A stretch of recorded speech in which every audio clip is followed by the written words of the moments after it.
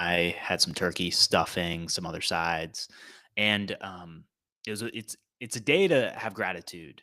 You can think back on your year, think back on your life for the people in your life, experiences you've had, the things that you've been able to do in your life, and it is that moment for gratitude, and it was special to be able to celebrate with those that you really care about. And so I hope it was a good Thanksgiving for you. And I thought I was going to go in a different direction to start today's show. I really did. But I cannot ignore what's been happening these last 10 days and how it relates to what I've said before, that America's future is a small business renaissance. And with gratitude, what can happen is it can be easy. And I think about that as a small business owner, easy to stay in your own world, your small world, and focus on just getting through each and every day. Make sure you can make a profit for your business that you can then reinvest in the business. Make sure your basic needs are met, your family's needs are met, and that you're able to support the people that you are serving through your products or services in the business. And it can be like, let's focus on this and then ignore everything else that's happening. And I know how easy that is.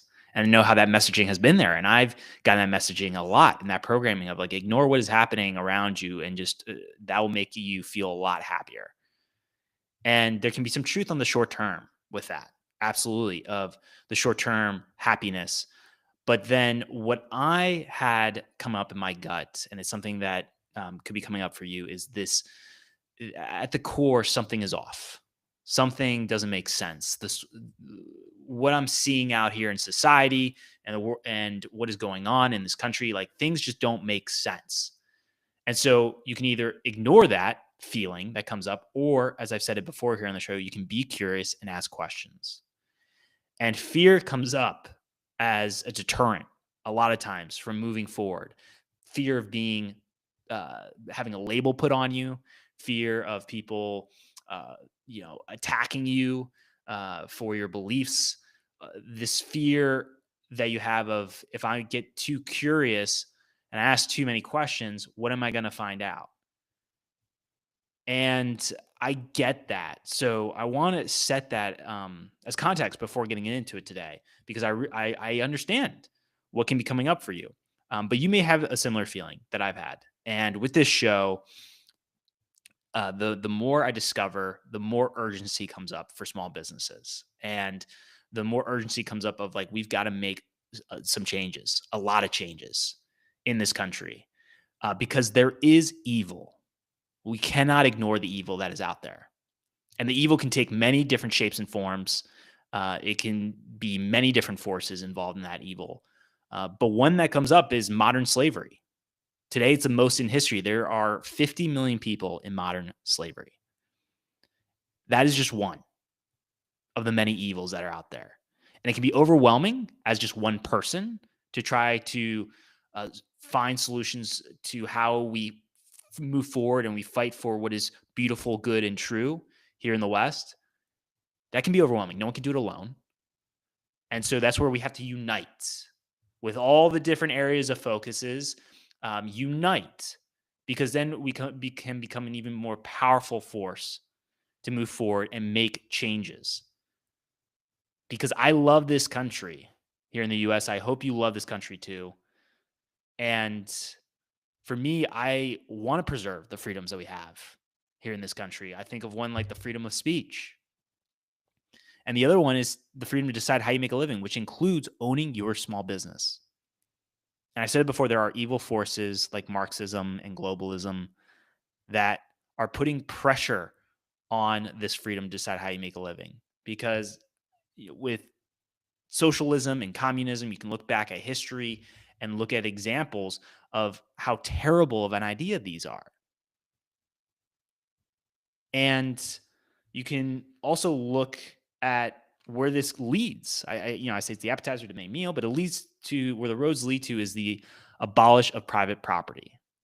And my concern as someone who is a small business owner, got started over 10 years ago, started as a DJ. My concern for not just myself, but all the other 33 million small businesses that are out there is that just one day we're going to wake up and then this freedom to be able to own your small business gets taken away from us. The energy and the effort we put into this, the risks that we took, the pain that we went through, the personal pain of having to move through the overwhelming and sometimes paralyzing fears that we've had to face and still move forward, keep showing up, wanting to put in the work to build a better life. That all in just when we wake up for one day, that'll be taken away from us. And I do not want to see that happen. And the more I get into discovering um, information, seeking out the truth, as I said to you, is one of my commitments with this show. The more I get into this, the more the concern builds. And I don't want to be the guy that's like, oh, there's emergency. We got like, I don't want to be that guy. There's so much of that. We've gotten so inundated with that of like everything is a major emergency and crisis. And but there's a lot of urgency here. Okay. There is a lot of urgency here. And I want to make sure I'm sharing that with you and being clear about that as well. Because I've said it before too here is that small businesses are the heart of the economy. I really believe that. I mean, 33 million small businesses that employ 45% of the private workforce. Of all businesses here in the US, 99% are small businesses. And so you play a big part in our society. And I feel at times that we can forget about that, not realize that. And so what I want to get into are some key events that have happened over the last 10 days. I got 3 I want to go through today, and it's getting me to be more curious and ask questions where things just don't make sense, exploring that and understanding what is going on and what bigger forces are happening. Because again, it comes back to affecting your day-to-day life. It really does. And we can ignore it for so long before it's going to catch up to us because it won't ignore us. So what I want to start with is November 18th. What happened? 6 elected officials, our elected leaders, Democrats, were in a video talking to military members and intelligence and the intelligence community, saying to refuse illegal orders. And this is with no specific examples of any illegal orders that this administration, they point to this administration, Trump administration, um, saying that, this administration is pitting our uniformed military intelligence community professionals against American citizens. And so you may have seen this video, you may not have seen this video. You can look at it on X. But when I learned about this video and I watched that video, I was like, I got to do more research here. They're saying these really intense statements, and there are these accusations that are being placed about this administration. And so for me, I want to be curious and ask questions and know what are the specific examples of any illegal orders. Because again, this is absolutely true where you can, as a military member, refuse any illegal orders. But the more I dove into this, the more I realized like there was no specific examples that were shared. And even some that were in that video stated that to their knowledge, that there was no illegal orders. And so then you have this thought of like, okay, well, why is this video out there? What's going on here? And then I go to mainstream media here to see what's going on, and I saw Jesse Waters from Fox News talk about this, and that was another moment where it's a wool being lifted off of your eyes, and it's another moment for you. And you can look this video up. You can look this up, and as this show continues to grow, I want to be able to take these clips and be able to put them right in here so you can see them. So I gotta go through the story. So how he described it was that this is part of a larger hoax to condition the country for something that is about something that is about to happen, something bad that is about to happen at the hands of President Trump. And how he continues to describe it is that it's out of the CIA playbook, and it's a destabilization operation where you get people uh, to not trust each other.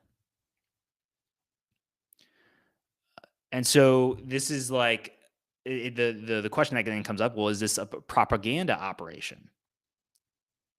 And as he was breaking down the video, he was saying, "Hey, you establish authority, and these elected leaders that created this video had military and intelligence backgrounds, and so they were sharing their credentials. And then they introduced the threat, which, as it was described, not international but domestic, with President Trump. And then at the end, introduce the solution, which is resist, to say no. And it's like to not give an option, but it's to say that this is an obligation for you to do. And when I heard that and went back to that video, that's where it started to make more sense why people are saying the seditious six. And is this an act of sedition? Because you start to ask more questions around that. Because as I look through that and review it, I'm like, this makes sense for why you are saying this is an act of sedition. And how this relates to you as a small business owner is, well, if we don't have organization, stability, if there are operations that are being done to destabilize our country, well, then how can we then continue to operate as small business owners? And how can we continue to preserve this freedom that we have of owning our small business and continue our way of life? And that gets you to start to question, have more questions that come up and be more curious as to what's going on. So it's for us, it's having to take some time to ask more questions, to be curious, to notice what is going on here. Because when that came up and I was able to review that a little bit more, it then led to another situation that happened, a tragic event that happened on November 26th near the White House. And it was a shooting of two West Virginia National Guards. And from what I have been able to find currently, it's taken the life of 20-year-old Sarah Beckstrom. And the other National Guard member that is in critical condition right now. And so from that tragic event, then 2 days later, there was a post that was done by President Trump on X that was put out on Thanksgiving. And in this post, he goes into how the official United States foreign population stands at 53 million people.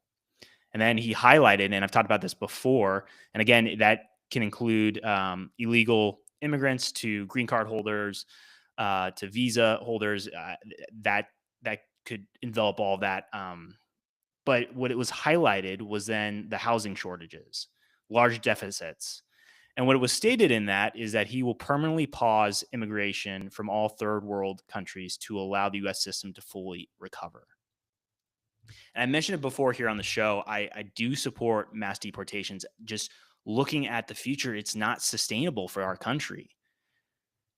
But then when I go back to the tragic event that happened on November 26th, and the more I dive into the understanding the shooter and diving into more about his background, and this is all stuff you can look up, the more questions come up. And so moving into next week, I'm going to continue to take the time to go into these different situations.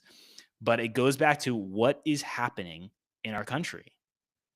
And where something doesn't make sense for you, to be curious, to ask questions, because a lot of questions have been coming up for me. And it goes back to this quote I heard from Charlie Kirk, and it stuck with me, which is economic disorder leads to political radicalism. And for me, when we look at all the different industries, there's over 1,000 industries here in the US, and I'm going to get into that for the classification system. But when you look at that, what we have to do as small business owners to come together to unite is to go and focus on making sure in these industries to focus on economic order, to understand what are the challenges in these industries, where there are unnecessary regulations that don't make any sense, and focusing on the hard work of making changes, working with your elected officials, understanding who those are, because I know how easy it can be to just get stuck in your own world and you're not even taking the time to focus on that. But there is a lot of urgency here. There's a lot of shifting that is happening in our country, and you can feel it of that some change is going to happen. And it goes back to what I talked about just earlier right now, that programming that was talked about, of this pre-programming for something terrible or something bad to happen, and hearing that and seeing that from someone uh was both shocking, and it's that feeling of, in your gut, this feels true. Like, there's that sense of this feels true. And so, as I said at the beginning too, that there is evil that is out there, and we've got to fight for what is beautiful, good, and true, and to be able to preserve the freedoms that we do have here in this country. And I do love this country, and I do hope you love this country too. And so, with what we got to focus on for our part here in uniting is on the economic side. Where can we focus on economic order? And when we are able to thrive economically, then that is where we can have such a beautiful society. And it's focusing, instead of chasing the 1% of, like, how do I get into the 1%? How can we come back to raising the 50%, the bottom 50% up, raising their quality of life? And this goes back to focusing on the economic order of how to raise up the bottom 50% of small businesses in these industries. And so you have the North American Industry Classification System. It's a standard system used to classify businesses and economic activities in industries. As I said, America's future is a small business renaissance. And so it's going through these industries, over 1,000 detailed industries, and looking at, okay, where can massive improvements be made, increasing competition, being able to make it easier for Americans to start small businesses in these different industries. And it's a lot of work ahead of us, but we can come together and unite. And this is where I want to know, in your specific industries, what are the challenges that you are facing? What is going on right now? What is happening? And being able to be aware of it, because I'm just one person here doing the work, but it's going to take a lot more. It's going to take more than one person in this. And I've been really grateful. I said it before, this movement is a determined movement, absolutely determined. And it gives me so much hope. And so it's a determined movement that is growing, but we still got a lot of work ahead of us, a lot of changes to be made here. And so, with this industry classification system, it's managed by the U.S. Office of Management and Budget, OMB, is how you can remember it. And who uses this, I think, is really important for you to know. Just who uses this system? Well, the census uses it, Bureau of Labor Statistics, IRS, SBA, Small Business Administration, SEC, state governments, and most private data companies. And so, how it's broken down is you have 2 to 6 digit codes. As I said, there's over 1,000 detailed industries, and every single business is given one of these codes. And it's important to remember, for you, the classification. What is your classification for your industry? That could be helpful, because then that can give you structure as to what area you're focusing on for the challenges, and where you can focus on bringing in where you can focus on bringing in change and then creating improvements for this industry.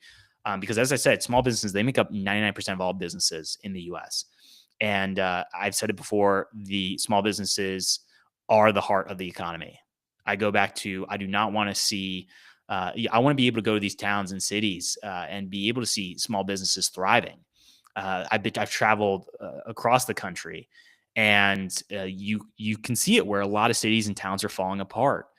And we've got to come together and unite and have pride for the country that we live in, and the city and towns that we live in and the communities that we're a part of, because we've got to care for our communities, care for each other, and also stay strong in our values, and continue to move forward in sharing um, really important moral values to hold on to, like courage is one, self accountability is another one, and consequences in that self accountability for ourselves, taking ownership and responsibility for our actions, being honest, and seeking out that truth and seeking out the truth. Those are important values that we got to continue to strive for here in this country to move forward in, and to stand up to evil that is out there. And so when I come back next week and we reconnect, then I'm going to continue to get into these, into more of what's going on here, for what's happened these last 10 days, trying to understand more what's happening, try to figure out the connection points. It is like a fire hose right now for me. I'll say that to you. It's a fire hose of information, and I am taking the time to navigate all through it. I'm trying to be careful, or definitely being careful with understanding what is the truth, seeking that out. There's a lot of layers to peel back. It feels like an onion, and it can be overwhelming at times. But your support with this movement is what continues to fuel me, and continues to fuel the courage to move forward and to seek out the truth, because it is not easy at all. So I understand that. And I know it can feel, especially when you see in your own life, your communities, your industries, you don't see the results that you're looking for. I know how easy it can be to start to move down the spiral of a hopeless feeling, and to feel hopeless about your life and the country that you live in and this world overall. I understand that. But what I want to also share with you is that we can be able to make change. Absolutely, that's possible. We can make change. You can look back to where you were even 10 years ago to where you are today. There has been some sort of change that has happened. Something. Even if you think that the business has gotten worse, or I feel like I've had way more problems with this growth. That's still change. So if change has happened, now it's the time to channel that change into a direction, moving forward, that is going to have a positive impact, not only in your life, in your communities, and in this country that we live in. And so change is possible, and it's important to remember that. And this show is about giving you hope in that journey. And as I said before, America's future is a small business renaissance, but it's going to take a lot of work and a lot of changes ahead of us, and it's possible. I'll see you guys next week.